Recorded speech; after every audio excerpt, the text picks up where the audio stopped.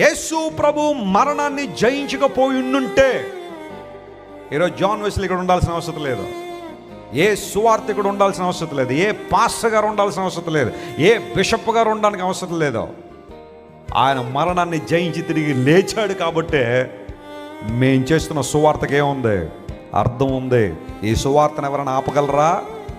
ఎందుకోసం ఈ సువార్త మనుషుల మీద ఆధారపడి లేదు. మనుషుల మీద ఆధారపడి ఉండుంటే మనుషులు ఆపేయగలరేమో.